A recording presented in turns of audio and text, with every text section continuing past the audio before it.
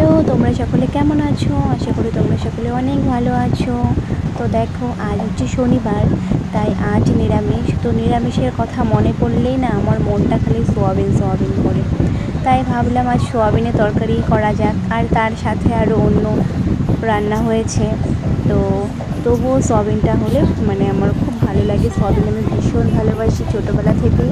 তো দেখো, তাই সোয়াবিন রান্না করছি আগে জিরা আর আদা দিয়ে।